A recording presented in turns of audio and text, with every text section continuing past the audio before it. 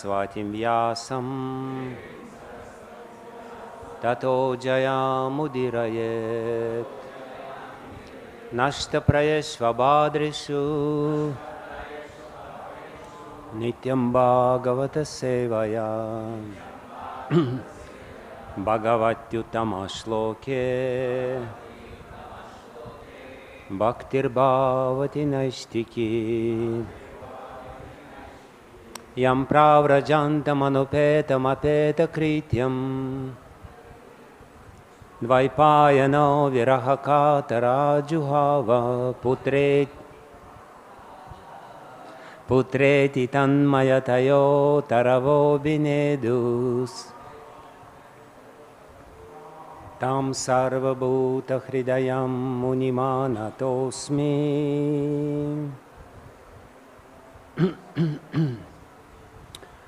So we're reading today Srimad Bhagavatam, Canto 3, Chapter 8, Manifestation of Brahma from Vishnu, text numbers 3 and 4.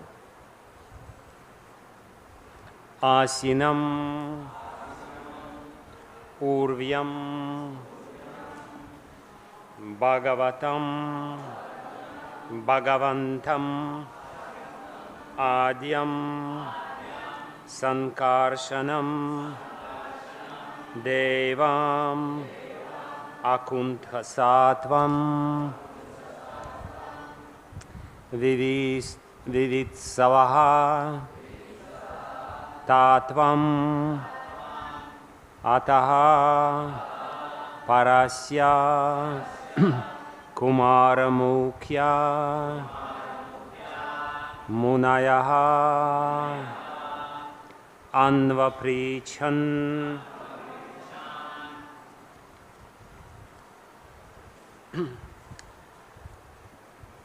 Āsīnam urvyāṁ bhagavantam ādyam āsīnam urvyāṁ bhagavantam ādyam saṅkarṣaṇam devam akuṇṭha-sattvam saṅkarṣaṇam devam akuṇṭha-sattvam vivitsavas tattvam ataḥ parasya vivitsavas tattvam ataḥ parasya kumāra-mukhyā munayo nvapṛcchan kumāra-mukhyā munayo nvapṛcchan āsīnam urvyāṁ bhagavantam ādyam saṅkarṣaṇam devam akuṇṭha-sattvam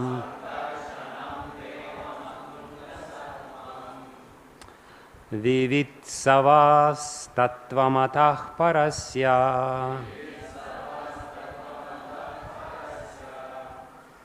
kumāra-mukhyā munayaḥ nvapṛcchan.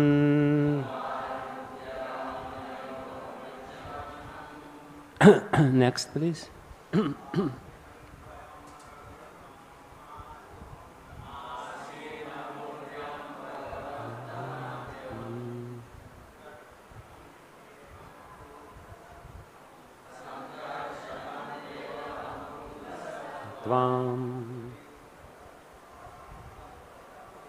Vivitsavas tattvam ataḥ parasya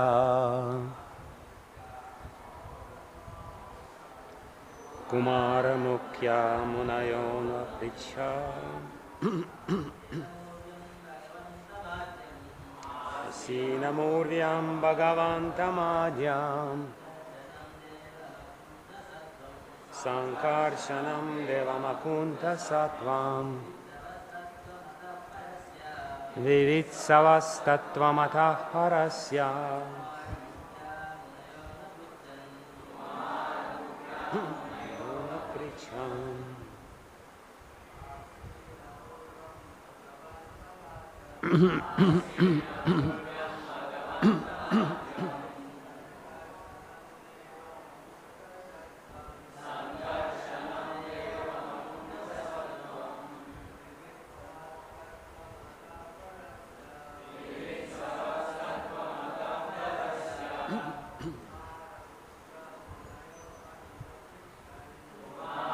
Mukhyāḥ munayo nvapṛcchan.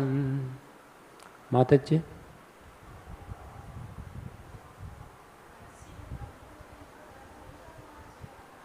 Āsīnam.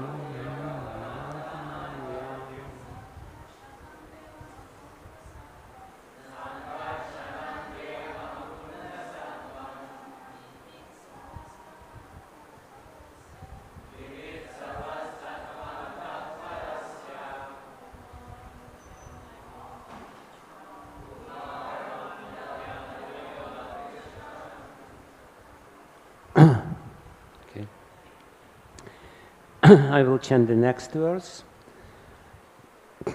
Svameva dhishnyam bahumanayantam yatva sudeva abhidam amananti pratyak dritaksham vujakosamishat unmilayantam vibudhodayayam. Okay. Āsīnam, seated. Urvyāṁ, in the bottom of the universe. Bhagavantam, into the Lord. Ādyam, the original. Saṅkarṣaṇaṁ, saṅkarṣaṇa. Devam, the personality of Godhead. Akuṇṭha-sattvam, undeterred knowledge. Vivitsavas, being inquisitive to know. Tattvam ataḥ, truth like this.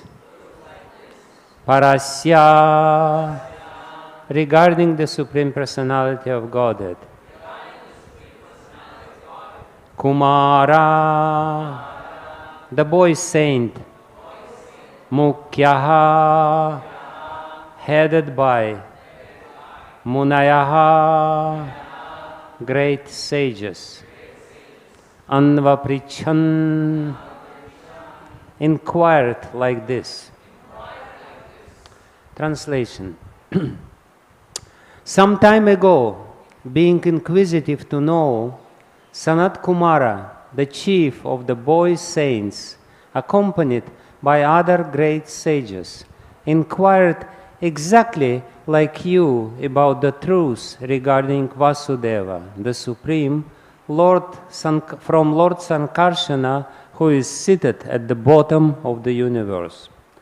Purport by His Divine Grace A.C. Bhaktivedanta Swami Prabhupada. This is in clarification of the statement that the Lord spoke directly on the Srimad Bhagavatam. When and unto whom the Bhagavatam was spoken is explained herewith. Questions similar to those put forward by Vidura were asked by great sages like Sanat-kumāra and Lord Saṅkarṣaṇa, the plenary expansion of the Supreme Lord Vasudeva, answered them. And the next verse, translation. At this time, Lord Saṅkarṣaṇa was meditating upon his Supreme Lord, whom the learned esteem as Lord Vasudeva. But for the sake of the advancement of the great learned sages, he slightly opened his lotus-like eyes and began to speak. Srila Prabhupada ki jai. āsīnam urvyāṁ bhagavantam ādyam saṅkarṣaṇaṁ devam akuṇṭha-sattvam Vivitsavas tattvam ataḥ parasya kumāra-mukhyā munayo nvapṛcchan. Some time ago, being inquisitive to know, Sanat-kumāra, the chief of the boy saints, accompanied by other great sages, inquired exactly like you about the truth regarding Vasudeva, the Supreme, from Lord Saṅkarṣaṇa, who is seated at the bottom of the universe. Namo Vishnupadaya Krishna Prestaya Bhutale Srimate Bhaktivedanta Swami Niti Namine Namaste Saraswati Deve Gauravani Pracharine Nirvishesha Shunyavadi Paschatyadeša Tarine Vanchakalpatarubhyascha Kripa Sindhubhyeva cha Patitanam Pavanebhyo Vaishnavebhyo Namo Namaha. Jai Shri Krishna Chaitanya Prabhu Nityananda Shri Advaita Gadadhara Shri Vasadi Gaura Bhakta Vrinda. Hare Krishna Krishna Krishna Hare Hare, Hare Rama Rama Rama Hare Hare, Hare Krishna Krishna Krishna Hare Hare, Hare Rama Rama Rama Hare Hare, Hare Krishna Krishna Krishna Hare Hare, Hare Rama Rama Rama Hare Hare. Yantaḥ pravishya mama vachim imam prasuptam sanjivayat akila shakti darak svadhamna anyamsya hasta charana shravanat vagadim pranannamo bhagavate purushaya tubhyam svasyastu vishvasya kalah prasidatam dhyantu bhutani shivam mithodya manascha vadram vajata tadokshaje aveshyatam no matir apyahaitu ki.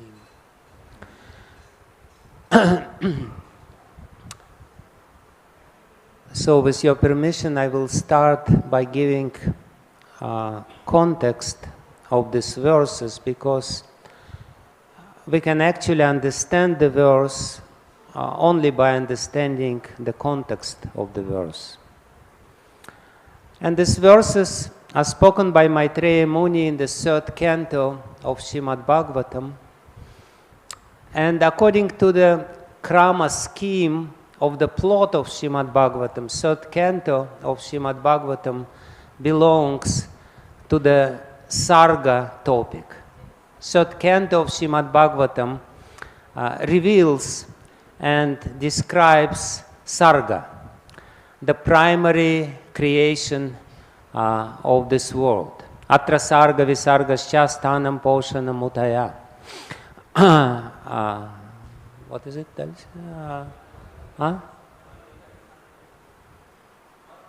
Manvantare Sanukatha Nirodam Muktir Ashraya.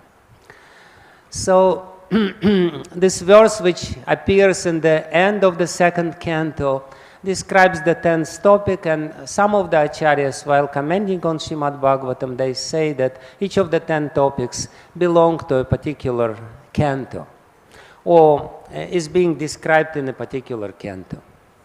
Of course, we can ask, how is that possible? Because there are so many topics in this 3rd canto alone. But if I read the 3rd canto very clearly, we will understand that all other topics, including Visarga and so many other topics which are described in the 3rd canto, are there to explain in a very beautiful way what Sarga means. And basically, if we put it very simply, Sarga means the process of entanglement of the consciousness in the matter. This is what Sarga is.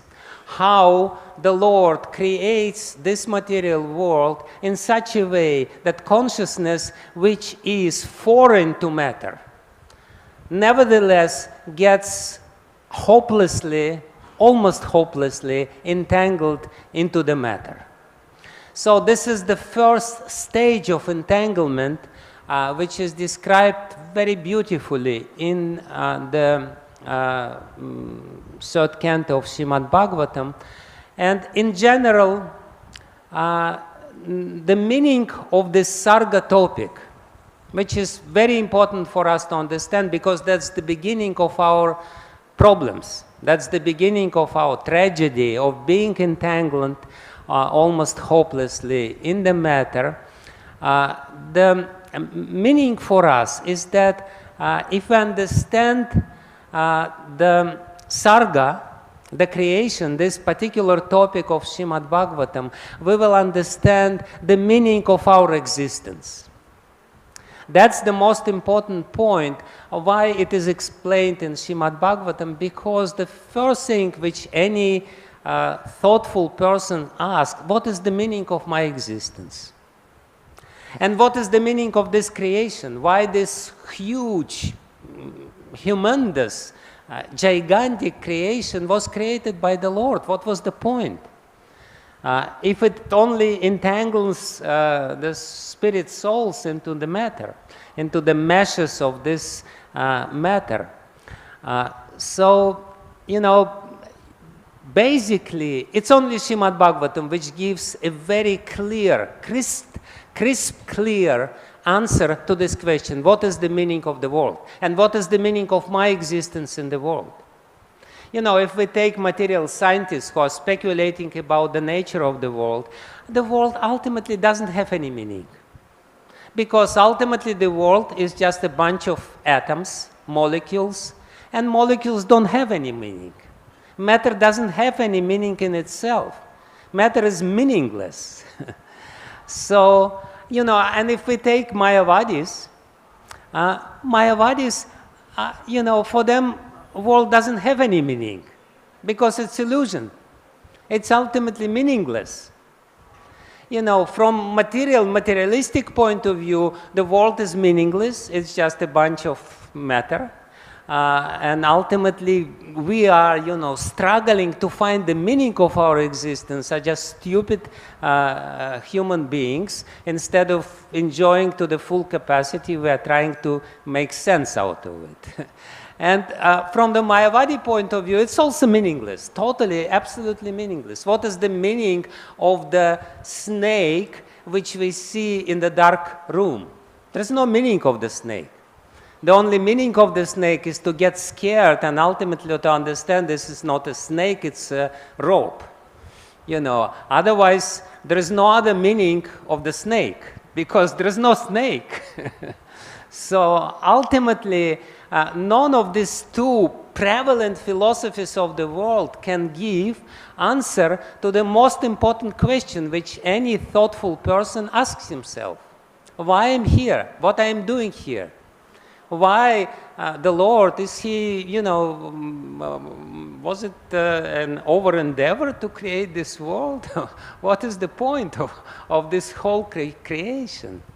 So, third canto of Srimad Bhagavatam, particularly being the description of Sarga topic of Srimad Bhagavatam, explains exactly this. What is the meaning of this creation? Why we're here, what we're supposed to do, how to make sense of everything which we see. And this topic of the third canto of Srimad Bhagavatam is very beautifully described in two parts, in two big parts of the third canto of Srimad Bhagavatam. If we look at the third canto of Srimad Bhagavatam, we can clearly see that there is one part of Srimad Bhagavatam, roughly half of the third canto of Srimad Bhagavatam, which is description of creation by Maitreya to Vidura. And the second part is description of creation, the same processes, the same mechanism by Kapila Muni to Devahuti. And even though we can find a great deal of parallels between these two descriptions, ultimately these two descriptions are radically different from each other. Because these two descriptions actually describe dual purpose of creation. The first purpose of creation is to facilitate our entanglement in the creation. How we can happily enjoy this creation, how we can be happily seduced by creation. And therefore, in the first part of the third canto of Srimad Bhagavatam, the description of appearance of Hiranyaksha, the Adi is there, and how how Diti entangled Kashyapa Muni into the meshes and Maya by seducing him, by basically, and these topics of this first part of the third canto of creation is explaining exactly this, and therefore acharyas which analyze the structure of the third canto, they say that the first part of the third canto is called Badha Srishti, creation for the entanglement. And that's exactly the first reason, the first karana, the first cause why the Lord creates this world. He wants to give us facility to enjoy this world and ultimately get frustrated and desire liberation. And then the next round of the same description is coming from Kapila Muni to Devahuti. And Kapila Muni to Devahuti explains the same creation from completely different vantage point. He is describing the creation from the point of liberation, because that's the second cause for creation. The first cause for creation is entanglement. The second cause for creation is liberation. The Lord has created, the meaning of this world is to get us nicely entangled in this world. Give us full illusion that we're completely happy and successful. Give us all kinds of demoniac qualities. Give us all kinds of facilities for enjoyment. Get us ultimately utterly frustrated with all these useless endeavors, and develop the genuine desire of liberation, our highest form of liberation, which is service of the Lord. Genuine desire, not intellectual desire, the desire which is coming from the depths of our heart. And therefore, the second part of the third canto is called Mukta-srishti. So we have Badha-srishti and Mukta-srishti, which describes the dual meaning of this world. And the first, of course, there is a beautiful section of the third canto which has nothing to do with Mukta-srishti or Badha-srishti, which describes Vrindavan Leela of Krishna. Vrindavan Leela and Dwaraka Leela. This is the preface to the third canto, where Shukadev Goswami kind of promising us, don't worry, don't be too bothered, don't be too, too desperate about these dry descriptions of creation and mechanism of creation. Ultimately, we will bring you to Vrindavan. But you can only come to Vrindavan if you understand the purpose of creation. So don't be desperate, we'll come there. You know, this 10th canto of Srimad Bhagavatam is there. Don't jump there. You will come there gradually, gradually, gradually. And you will only be able to understand the 10th canto if you understand Sarga. But he gives us little taste in the beginning of the third canto of Srimad Bhagavatam and says, yes, yes, yes, we'll come there. It's coming. It's like little preview or little spoiler. Like, you know, it's in modern world, you know, word. If you want to say something and, you know, you make spoil the plot in the very beginning. Yes, this is where we come to give some taste, some initial taste. Yes, the path to Vrindavan starts from understanding Sarga. You can never be able to really come to Vrindavan. Yes, you can purchase the ticket, go to Vrindavan, go to Loi Bazaar and eat some ice cream in the Loi Bazaar, but it doesn't mean that you are in Vrindavan. You're just crawling on the surface of Vrindavan. But to come to Vrindavan, you have to understand Sarga. That's the intention. That's the plot of Srimad Bhagavatam, where Shukadeva Goswami first gives little preview of Vrindavan pastimes, but then says, okay, let's start from the beginning. Let's start from, step by step, revealing the meaning of our existence. So, starting from the fifth chapter of the third canto of Srimad Bhagavatam, Maitreya Muni describes this topic of Bada Srishti, of the creation of the world which entangles us.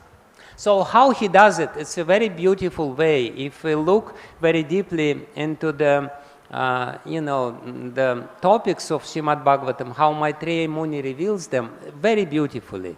He first describes the known to us, well known to us, the scheme of the creation, the Sankhya scheme of creation, how, first there was Mahatattva, first there was Prakriti or Pradhana, and then Pradhana created, from Pradhana, the Mahatattva, very sattvic element was created, then from Mahatattva, the Rajasic element of Sutra Tattva. It's not described in the third canto, but to be logical, the Sutra Tattva is there, then Ahankara Tattva.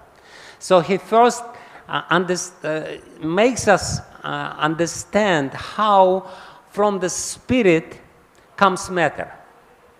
And the spirit, from spirit, the matter comes in stages. Because spirit has such a tremendous energy, it cannot be really entangled immediately. It's as if, if we want to get electricity, we cannot get electricity directly from the power station. The electricity, the power of it's too high, if the electricity comes directly to your flat, your flat will be burned to ashes very soon because it's too much power. So in the same way, in the scheme of creation, which is described in Srimad Bhagavatam, it is explained how ultimately everything is spirit. Ultimately there is no matter. The energy of the Lord is one. There is only one energy, it's Chit Shakti. It's a spiritual energy. But how the spiritual energy is being materialized, how it takes the appearance of matter, is explained in the fifth chapter of the third canto of Srimad Bhagavatam, where the gradual stages of materialization of spirit and lowering the energy. Again, what is spirit? Spirit is the highest possible energy. It's amazingly powerful stuff. But then it becomes, the level, and therefore the frequency of spirit is high. When we talk about the creation from the scientific point of view, we can say that everything has some frequency. So this jada matter, this unconscious matter, has very low frequency. It hardly has any frequency, Therefore, this Srimad Bhagavatam stand is not wavering. Ultimately, it's wavering, but we don't see the wavering of this. Everything in this creation, because ultimately it's coming from this very alive spirit is vibration. Srila Prabhupada explains this very beautifully, that ultimately everything which we see has the vibrational nature. But because this is such a dull level of the spiritual energy, which appears to us like matter, it looks like it is completely stable. And, I have to really try hard to make it move. You know, ultimately it doesn't move.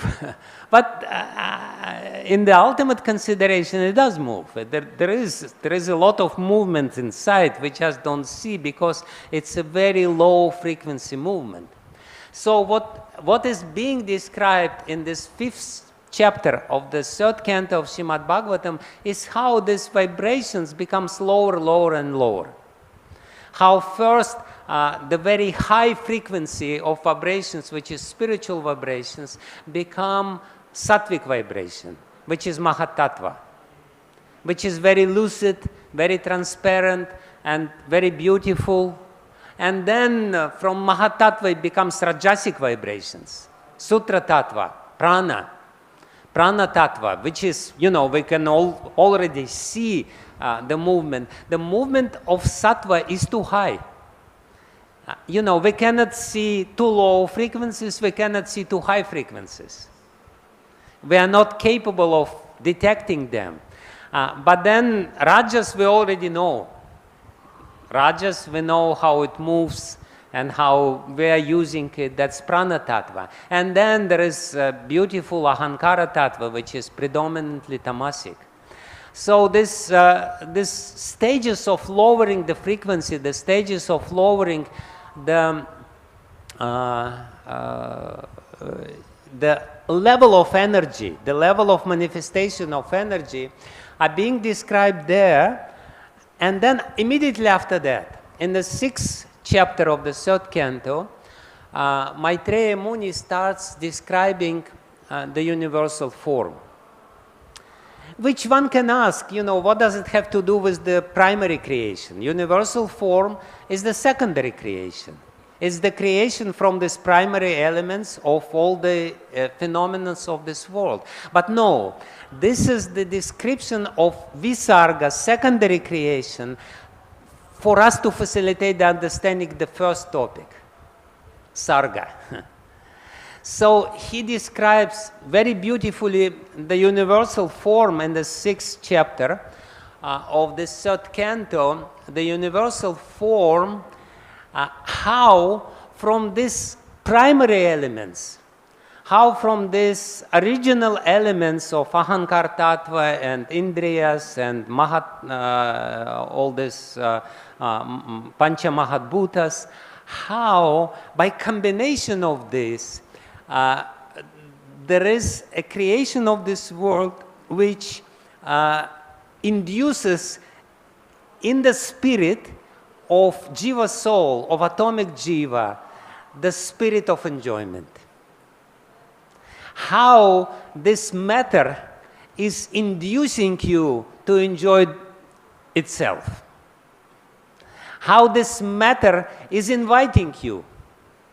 Hey, sleeping, living entities, wake up, enjoy me. You're sleeping uselessly by chanting this Hare Krishna, don't do it. You know, here I am, enjoy me.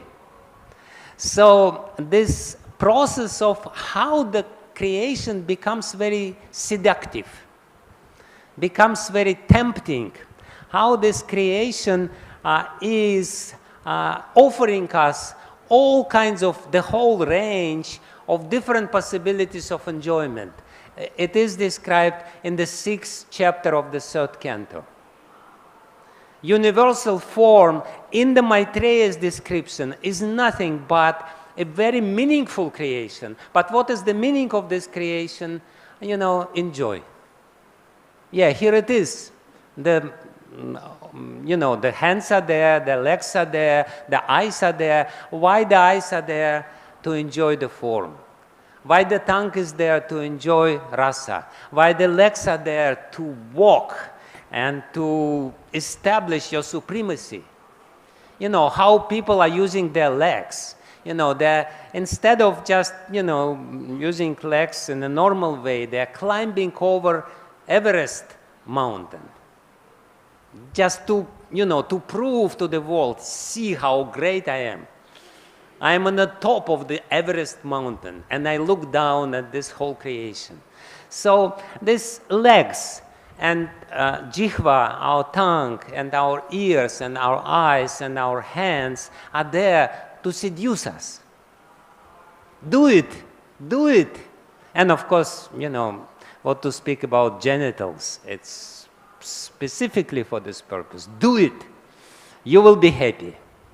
So this is how beautifully Maitreya Muni is describing universal form. There are many different universal forms, and each and every description of universal form, like in Bhagavad Gita there is universal form, in the second canto there are a few descriptions of universal forms, but each description of universal form has a specific purpose, why it is described in this particular place. So here, universe is being described as the place for our temptation, how we can be tempted by this universe, how we can be seduced, or how we can be, how the matter presenting itself as being exploitable.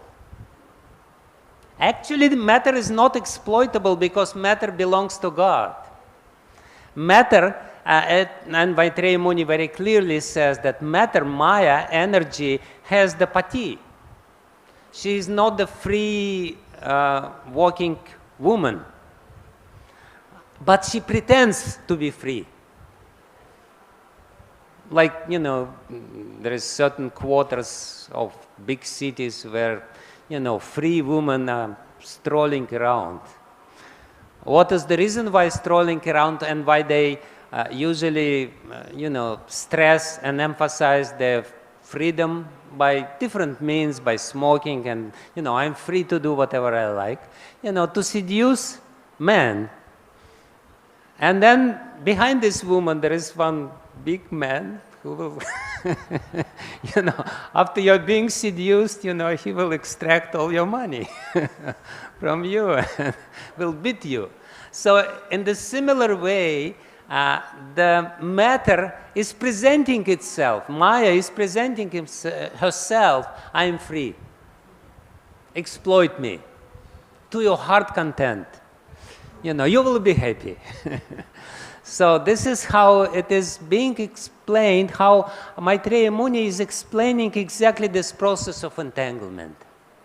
He is describing the material world from this point of view, how the material world is the place of entanglement and how you should not entangle. Ultimately, he doesn't want you to get entangled. He's just explaining the mechanism behind it to free you from this foolish idea that you're free to enjoy this matter. And Vidura, please listen very carefully because it's a very important point. This is the 5th chapter, 6th chapter. In the 7th chapter, Vidura, who unlike us, was listening Maitreya very carefully. He asked very important questions. You know, when we listen superficially, the questions will not arise. Actually, the sign of attentive hearing is when the questions arise. You know, I'm being the Vakta here and the speaker. I give many lectures, and I know people, you know, when you look at them, they say like this. And it basically means they don't understand anything, but they want you to be happy. Yes, they listen to you. Yes, yes, yes. You look at them. Yes, yes, yes, yes. But ultimately, nothing is happening there. You know. Yes, yes, yes. Yes, we agree, yes. No, don't worry, we agree with you. You know, but if you really attentively listen, you shouldn't agree. You should ask questions. How is that possible? You know, you shouldn't say like this. You should say, oh, really? Is it?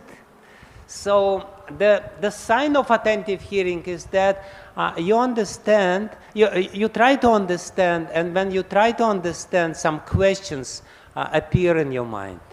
How is that possible? And the whole 7 chapter of the third canto is what questions should appear in our mind when we hear these descriptions. And of course, Vidura, being the ideal hearer of Srimad Bhagavatam, he asked these questions for us in case you are dull enough not to, ask your questions, wake up. There is something really funny which is being described before, How, and the most important thing is that how, there are many questions. And each question, the whole 7th chapter of the 3rd canto is about these questions.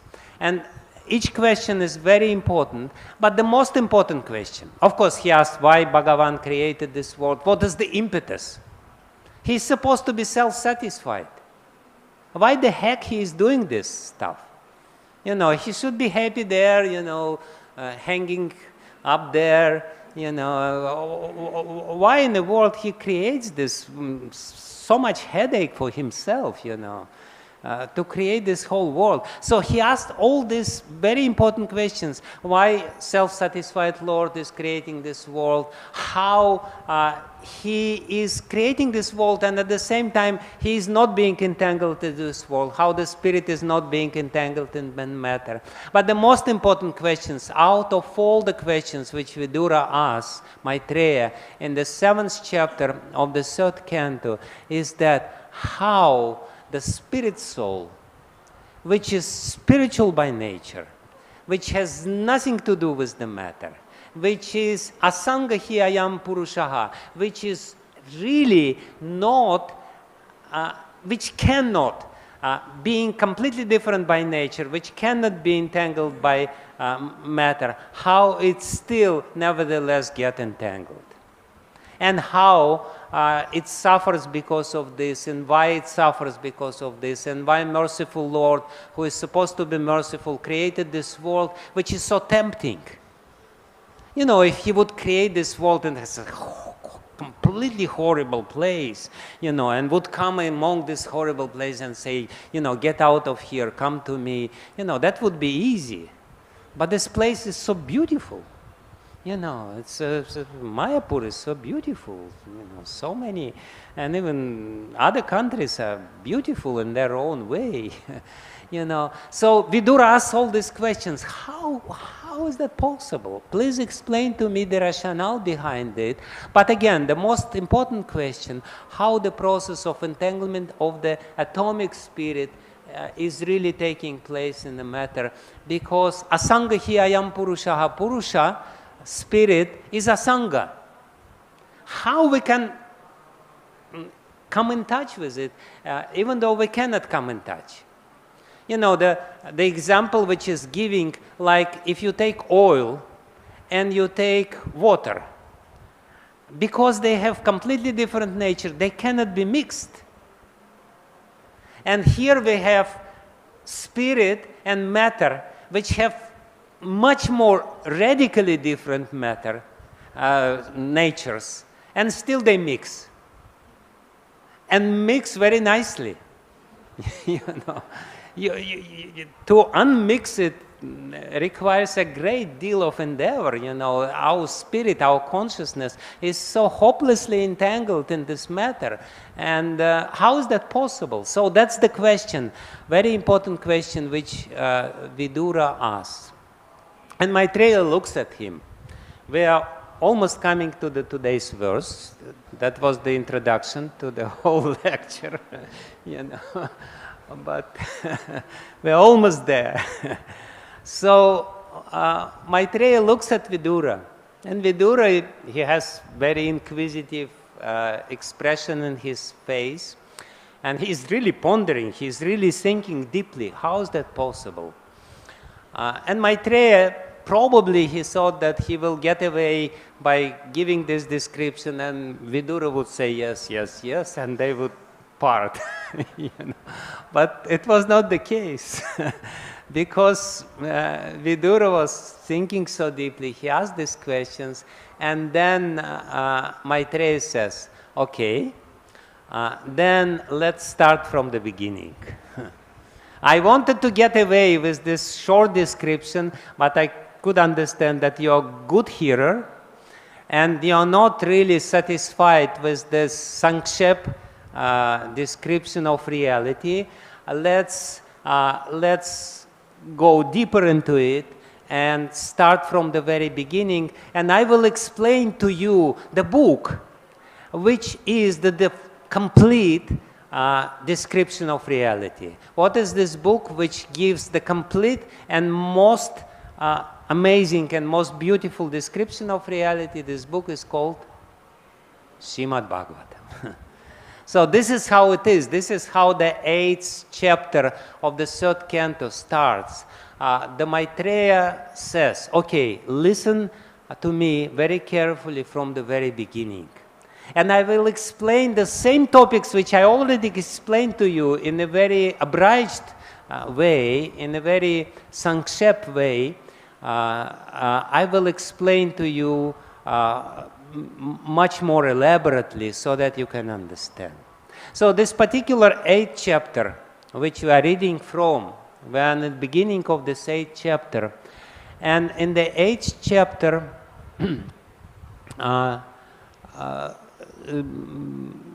Maitreya starts explaining the original bewilderment of the original living entity who is Chaturmukha Brahma. You know, he explains the appearance of Brahma, Lord Brahma, on the lotus, and his attempt to understand his own origin. His attempt to understand the meaning of his existence. And he gives a very beautiful and important answer how we can understand this.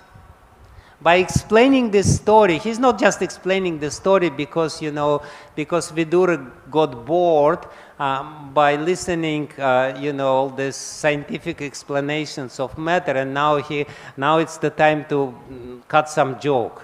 And therefore, Maitreya is telling this funny story how this Chaturmukha Brahma appeared on the lotus and started looking in it and diving deep without trying to find, without being able to find its origin. No, he's explaining this, why this story is there, why the very systematic exposition of Srimad Bhagavatam starts with this story, because this story explains the method of understanding. Chaturmukha Brahma wanted to find out the meaning, wanted to find out his origin. He tried it by, which means by diving and trying to find the origin of his own creation by diving it. Which means he adopted? How it is called? Yeah, empiric method. How it is called in Sanskrit? Pratyaksha. Pratyaksha. So the first attempt of a living entity, when the living entity wants to understand the truth, the first method which we naturally adopt is what? Pratyaksha.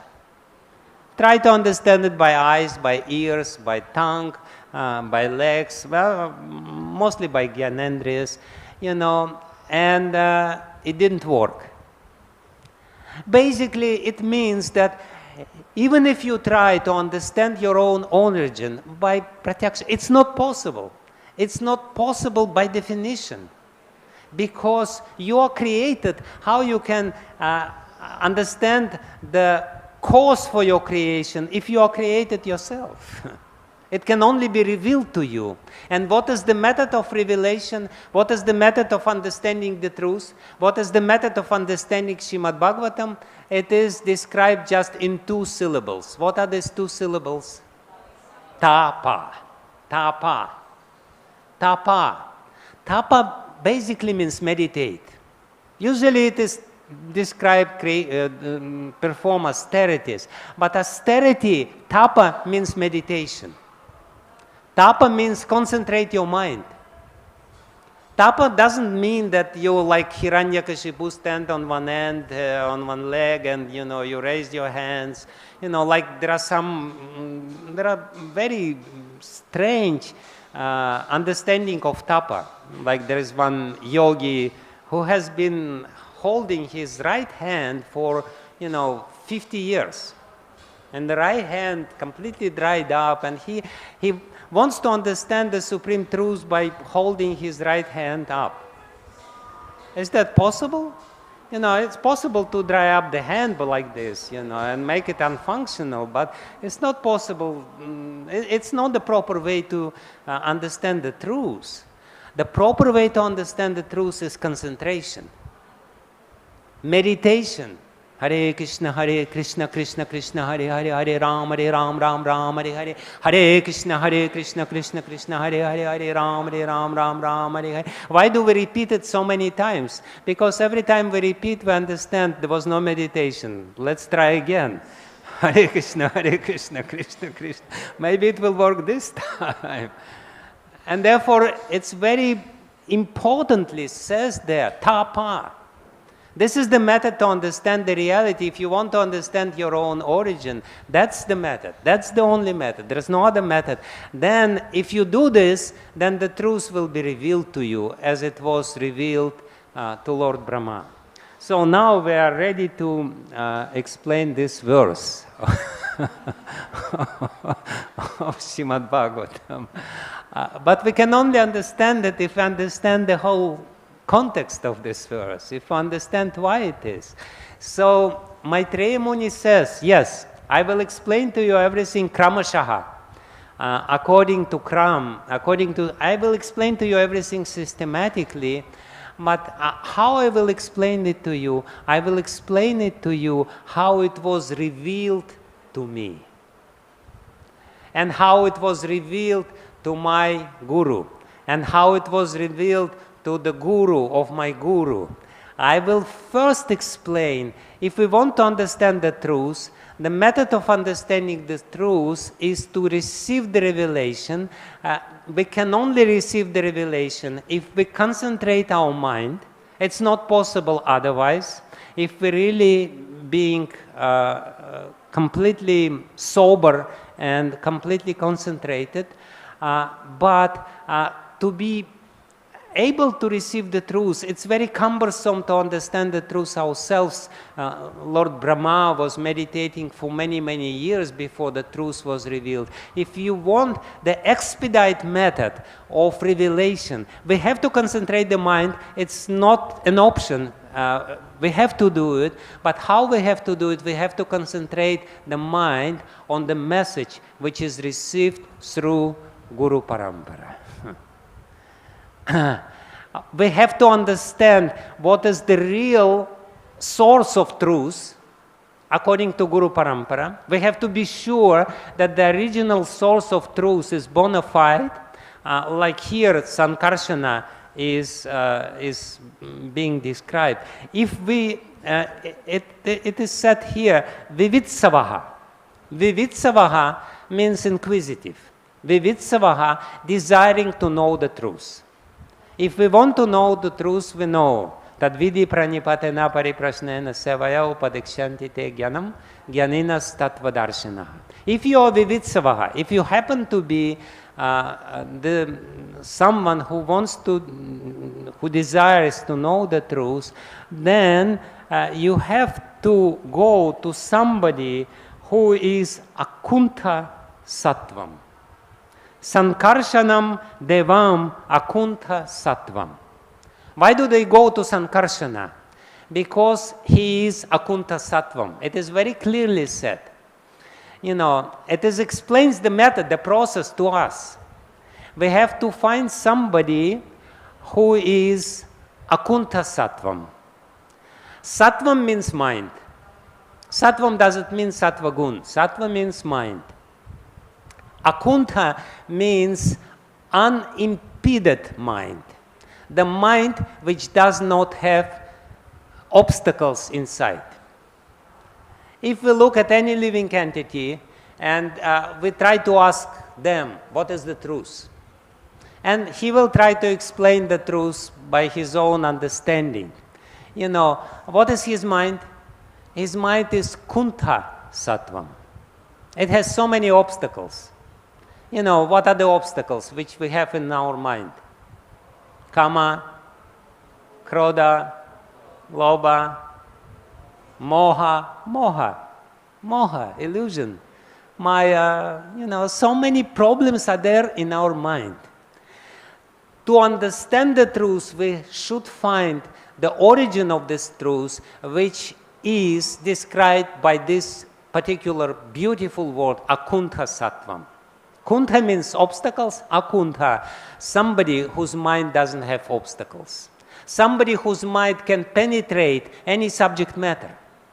Somebody whose mind can go deeply into any subject matter. So this is where parampara should start. Parampara should start from somebody who is a devam, who has divine origin. Devam means divya, divya means div dhatu means krida, div dhatu means div dhatu means, you know, emanating light.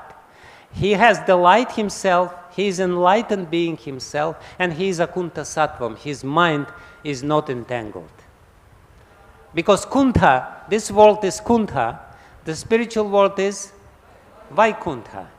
This world is the place of entanglement. The spiritual world is the world of freedom. No entanglement there. So you have to find somebody who has this nature of akuṇṭha or vaikuṇṭha. Vaikuṇṭha-sattvam, and that's Saṅkarṣaṇa, Saṅkarṣaṇa Deva, and therefore Sanat-kumāra and other sages, they go to them, to this source who is akuṇṭha-sattvam and nvapṛcchan. And they ask them, and this source of right knowledge, the source of revelation, somebody who can reveal the truth to us, he is meditating. What else he can do? Because he knows that's the meaning of life. The meaning of life is to meditate on the truth. And this process is unending, but this source of truth, out of compassion, slightly opens his eyes. He doesn't break his meditation. This is the indication in the second verse. It's not that he was meditating and ultimately somebody comes and he widely opens his eyes and says, "Oh, it was so boring. Now let's cut some jokes with each other." No. Unwillingly, slightly, he opens his eyes, little bit, just to show compassion to somebody who is worthy of compassion, who is really inquisitive and who wants to know the truth. And from there, you know, the whole topic is being revealed, how Saṅkarṣaṇa explains Srimad Bhagavatam, and how, you know, all these stories of Srimad Bhagavatam are being explained from this point of view, because Maitreya is the receiver of Srimad Bhagavatam from Saṅkarṣaṇa. That's the parampara. We have our parampara, which is coming from Lord Brahma, from Krishna to Lord Brahma. But there is another bona fide Bhagavatam parampara, which is described here, which is coming from Saṅkarṣaṇa to Sanat-kumāra, from Sanat-kumāra to ultimately Parashara Muni, from Parashara Muni to Maitreya Muni, from Maitreya Muni to Vidura. It's a different parampara of Bhagavatam, but equally authoritative, and we are now at the beginning of the description of Srimad Bhagavatam, which is revealed to Sanaka and other sages by Saṅkarṣaṇa. So that's the meaning of this verse, and I end at that time. Thank you very much. Hare Krishna. I can answer your question, but it's time. Shall I answer the question, or shall we? Huh? Okay, that's it. Hare Krishna. Thank you very much. Hare Krishna.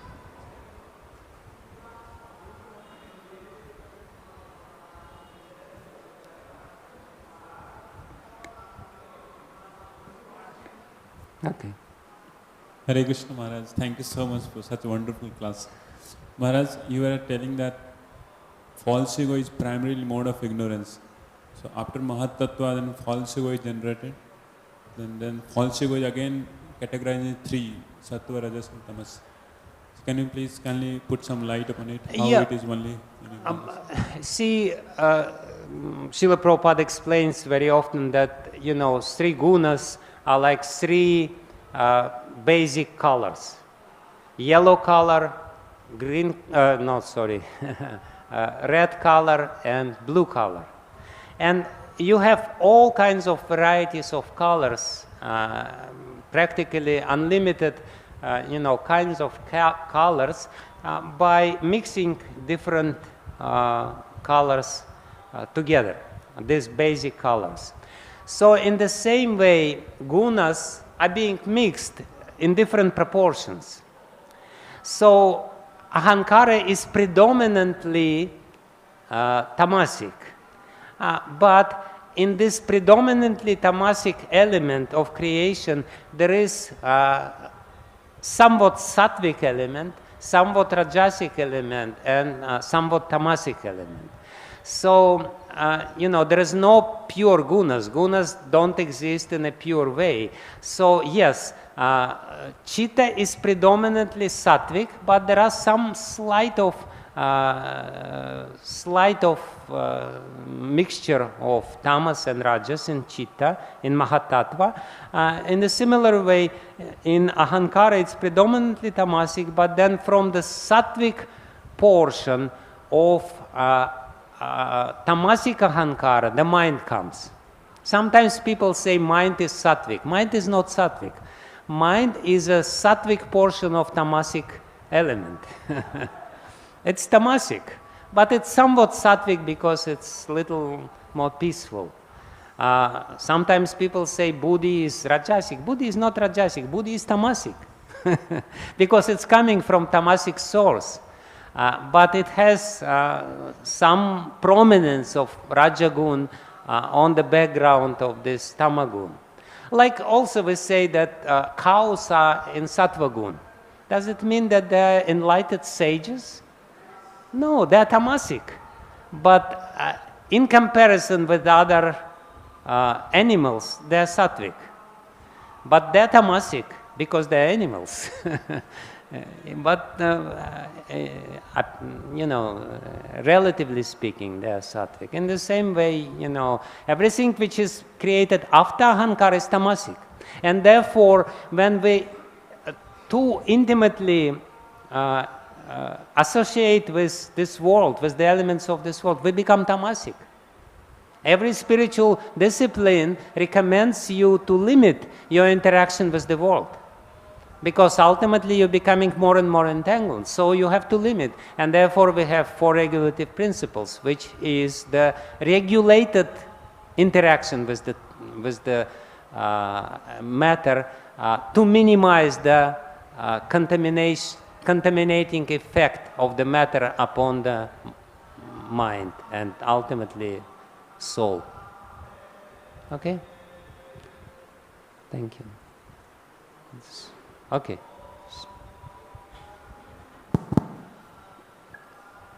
Thank you, Maharaj. Such a enlivened explanation. Thank you. I have a question regarding material nature. You mentioned that she shows herself to be exploited, but at the same time, material nature has this side of Mother Nature. Mother Nature.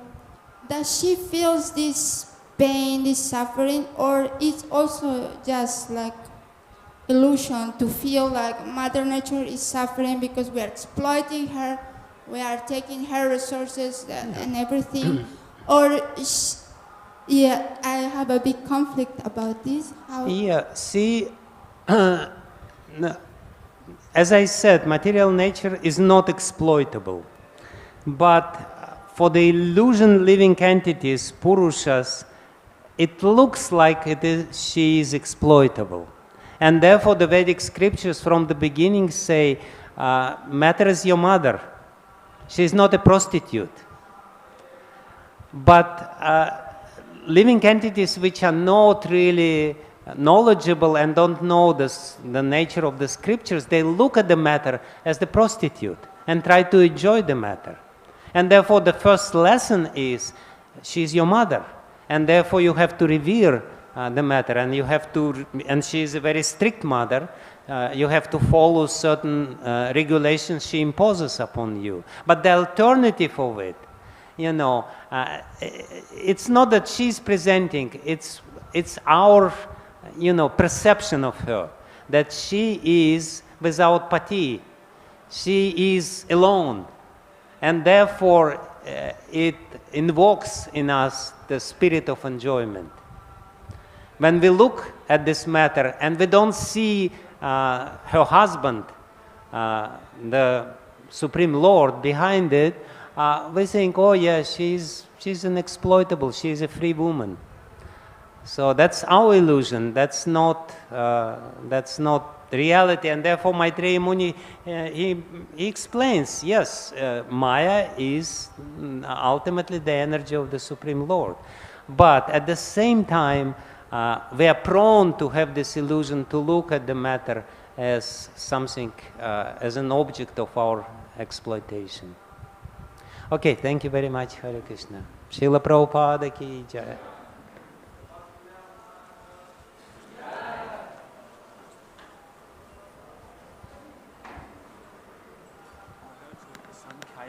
Also comes in this disciple. Yes, yes. Which place? Sankhyayan Rishi, then Sanat-kumāra.